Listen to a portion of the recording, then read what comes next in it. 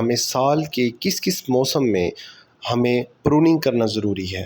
دوسرے نمبر پہ ہم آپ کے ساتھ ڈسکس کریں گے کہ وہ کون سے ایسے رہنما اصول ہیں جن کے تحت ہمیں پروننگ کرنی چاہیے، یا کیا ایسی وجوہات ہیں جب ہمیں پروننگ کرنے کی ضرورت پیش آتی ہے۔ اور تیسرے نمبر پہ ہم آپ کے ساتھ ڈسکس کریں گے کہ پروننگ کے ثمرات کیا ہیں۔ ناظرین، آم کے باغات میں پروننگ کا عمل سردیوں کے آغاز اور گرمیوں کے ابتدائی دنوں میں کیا جاتا ہے۔ آم کی کاٹ چھانٹ ایک ایسا عمل ہے جس سے نہ صرف پودوں کی پیداوار کو بہتر بنایا جا سکتا ہے بلکہ یہ پودے زیادہ لمبے عرصے تک بھرپور پیداوار دیتے ہیں۔ پودے کی کٹائی کیسے کرنی ہے اور کتنی کرنی ہے، اور پودے کی جسامت کتنی بڑی ہونی چاہیے، اس کا انحصار پودوں کے درمیانی فاصلے پر ہوتا ہے جو کہ موسمی حالات اور اقسام میں موجود خواص پر منحصر ہوتا ہے۔ آم کی کاٹ چھانٹ کے لیے بنیادی اصول ہم ڈسکس کریں گے۔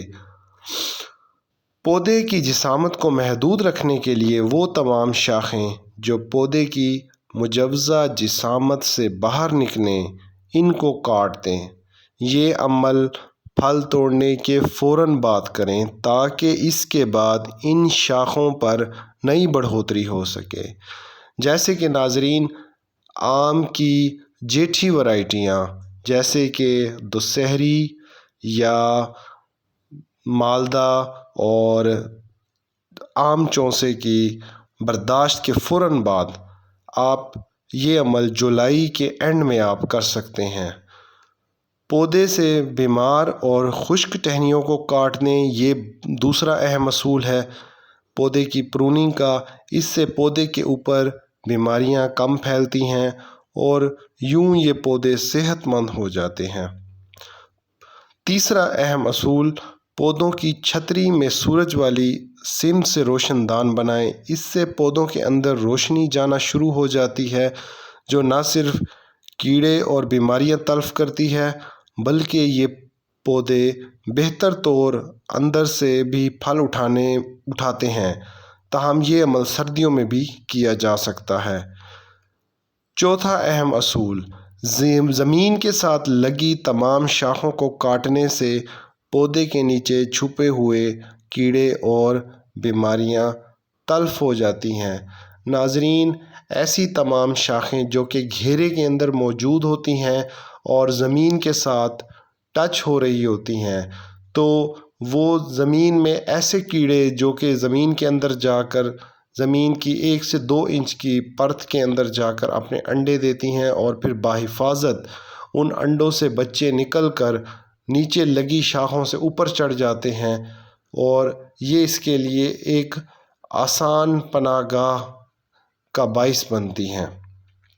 تو ایسی تمام شاخوں کو بھی پروننگ میں کاٹنا مقصود ہے۔ پانچواں اہم اصول پروننگ کا یہ ہے کہ پودے کے تنے اور ٹہنیوں کی صفائی سے بہت سے ایسے کیڑے تلف ہو جاتے ہیں جو شدید گرمی اور سردی میں یہاں پناہ لیتے ہیں۔ یہ عمل سردی اور گرمی کے آغاز پر کرنا ضروری ہے۔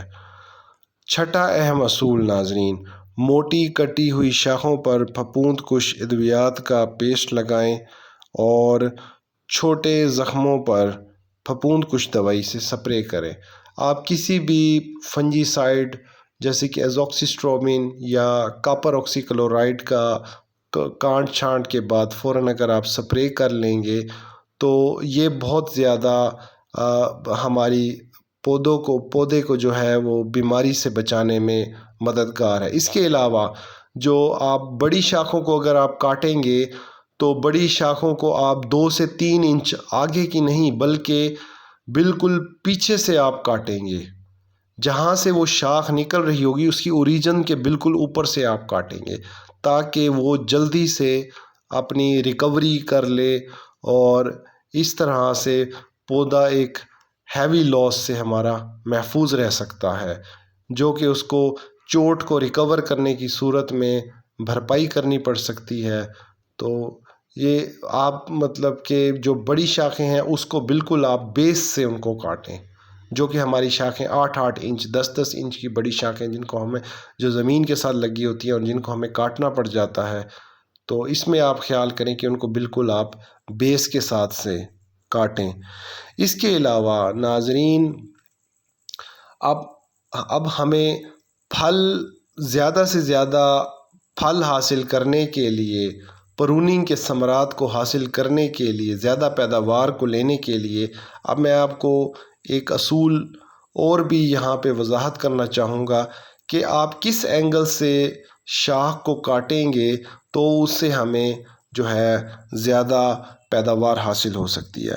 ناظرین، پھل توڑنے کے بعد پھلدار شاخوں کی کٹائی کرنے سے ہر شاخ کٹی ہوئی جگہ سے 3 سے 5 نئے شگوفے نکالتی ہے اور یہ ساری شاخیں آئندہ سال پھل اٹھاتی ہیں۔ شاخوں کی کٹائی کرتے وقت احتیاط برتنی چاہیے کہ کسی بھی شاخ کو وہاں سے نہ کاٹیں جس کے نیچے پتوں کا گچھا ہو، بلکہ وہاں سے کاٹیں جس کے نیچے پتے زیادہ فاصلے پر ہوں تاکہ نئی شاخیں ایک دوسرے سے کچھ فاصلے پر ہوں۔